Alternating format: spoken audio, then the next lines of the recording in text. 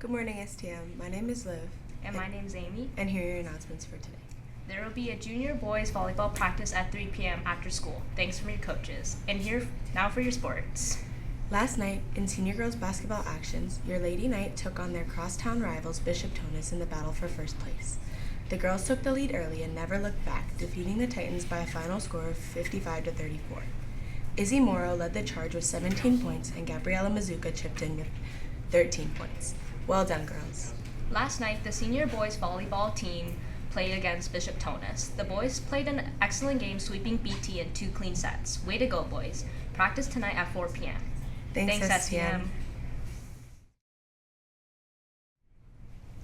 Good morning, staff and students of St. Thomas More. Today has been designated as Romans Law Day. In March of 2018, the Ontario government passed a law known as Romans Law, designed to protect athletes and to educate parents, guardians, coaches, and officials about the dangers of head injuries. It is the first law of its kind in Canada that benefits both athletes and non-athletes. Romans Law is also about education. By increasing concussion awareness and knowledge, we can change Ontario's culture around sports, physical activity, and injury. Rowan's Law makes it easier for those who experience concussions to speak up and get the help they need, and take the time necessary for recovery with the support of everyone around them. Concussions aren't always obvious. Signs and symptoms can take hours or even days to appear. Speak up about a bump to the head and have it checked out.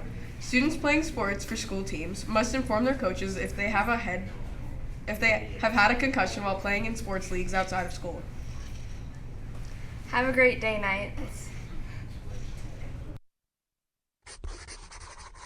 Hi, my name is Dr. Mike Evans, and this is a quick review of concussions, what they are and what to do.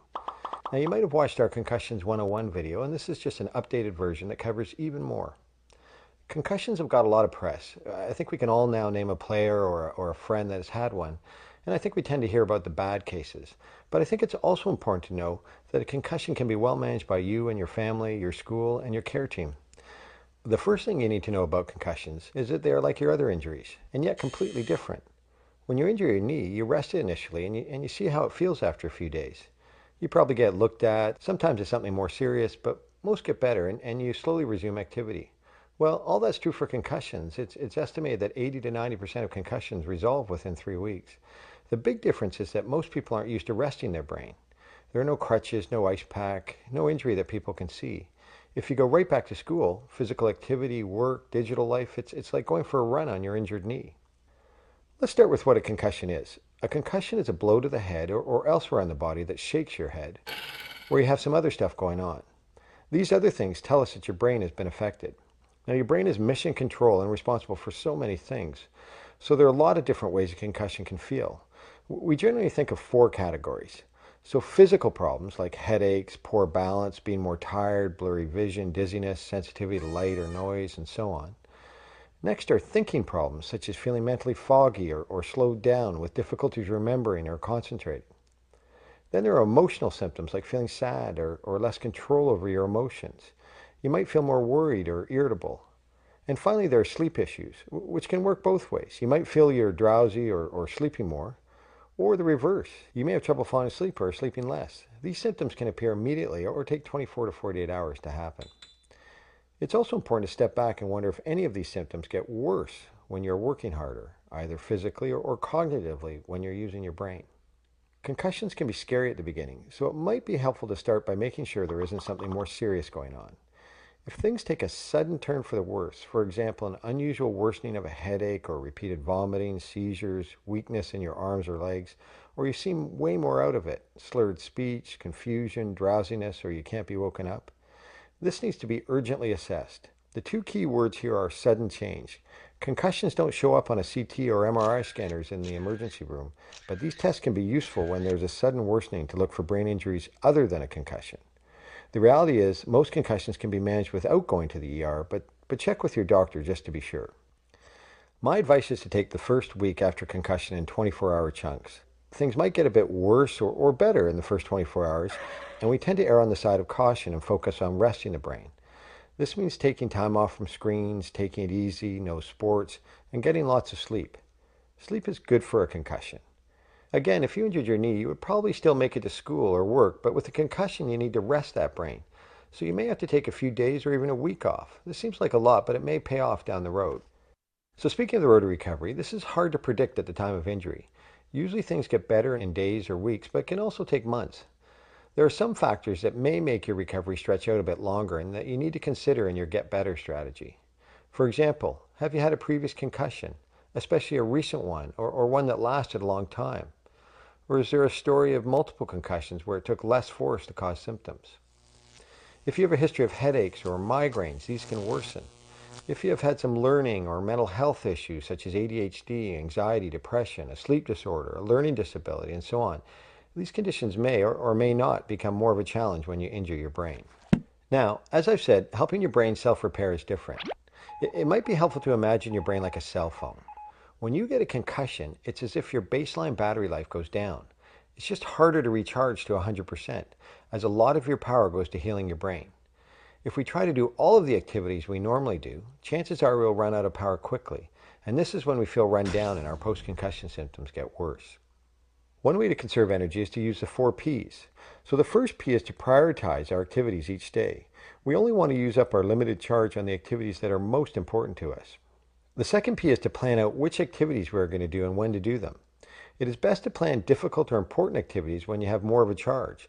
So after a rest or on a day you don't have many other activities to do, or at a time when you feel best, could be the morning. The third P is to pace yourself. Instead of reading a full chapter of your textbook, try reading a few pages at a time with breaks to allow your battery to recharge. And the fourth P is to position yourself in environments that won't use up extra battery. Just being in noisy and distracting environments or feeling stressed drains your charge. So with the 4 Ps in mind, let's talk about return to learn and return to physical activity. Both these strategies can be modified by your unique situation, school, and or your healthcare professional, but they're a great starting point. Being at school makes the brain work hard, and so you want to return gradually. Perspective is important here. Each of us are different in how we respond to a concussion, so your recovery plan is unique and needs to be individualized. Sometimes this means taking more time, and it's important for you and your family to see this as a smart response that will get you better sooner, not a failure. We generally begin by starting with no school for a few days and getting lots of rest at home. Next is a small increase in home cognitive and physical activity with light walking, easy reading, and some screen time. A diary of your planned activities and what happened can be helpful. If you can do 30 minutes with no symptoms, you can start school-specific activity like homework in 30-minute chunks. When you can tolerate 30 minutes of school-type activity without your symptoms getting worse, with breaks to help your symptoms, then you are ready to go back to school part-time for 1 to 3 hours a day with realistic productivity expectations. When you can do 4 to 5 hours of school activity with 2 to 3 rest breaks, you can consider a return to full-time school with supports that acknowledge the 4 Ps. This might mean extra help, more breaks, limited testing in a day, preferential seating, and so on. When you have no active symptoms and no problems with exertion, you can return to your regular school schedule. To make all this happen, I think it's very important to have a contact person at the school who can make staff and volunteers aware, assist in scaling your activity up or down, and individualizing your supports to get better. This means facilitating a collaborative team approach involving the family, doctor, school, coaches. It means education, and I think it also means paying attention and reacting to subtle signs. And check-in meetings to discuss strategies around homework, testing, breaks, distraction-free environments, seating, access to class notes, phys ed, and playground planning. Returning to physical activity when you are symptom-free is a similar stage-based approach, and having the team on the same page is key. Step 1 is no activity at all. In step 2, we try light aerobic exercise like a jog. If you can do that with no symptoms, then step 3 is returning to your sport in a low-risk setting. So going for a skate, kicking a soccer ball, shooting some hoops, but just by yourself or with a partner. This makes the activity more predictable and less likely you will be hit by an object or a person.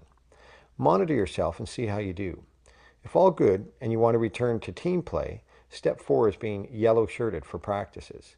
Now the yellow shirt tells the other players that they cannot come into contact with you. If you remain symptom-free with this high level of activity, then you can go to step 5, which is full contact practice. We usually try and stretch out this stage a bit to really test for symptoms, but I think also to help the player feel confident that she or he is back to normal. If all goes well, then step 6 is your return to competition. Each step must take at least a day, and so depending on how the person does, this process can take a week, a month, or even a year. All this can take time and be frustrating. It's hard to slow down, and it's easy to feel down. Talking is key. It's so important that you're open with your parents, teachers, coaches, family, and friends because it's hard to see concussions. People presume you're okay, so you need to be upfront about how you're feeling. Things like being in a fog or being anxious can be hard to put a finger on. So you don't need to dwell on it, but you do need to be clear and honest about how you're feeling. The good news is that I think the world is much more accepting of concussions. The reality is that we're still figuring out exactly the best way for each person to come back from a concussion. The data thus far suggests that people who don't let their brains rest tend to do worse, especially if they expose themselves to re-injury before they are ready. What we're still figuring out is the right balance between challenging yourself and overdoing it. We don't want you to do too much, but we also don't want you to do too little. It seems that, as with other injuries, people who increase their activity gradually without triggering problems seem to do well. So take care of yourself if you have a concussion. Your brain is you. Everything you've got good at, your memories, how you figure things out, all that is sitting inside your brain. So keep positive, share any concerns with the people that care about you. You can solve this together. And take care of that fantastic brain of yours. Thanks for listening. STM, those are all your announcements for today. And the time is now 8:28. And remember, it's a great day to be a knight.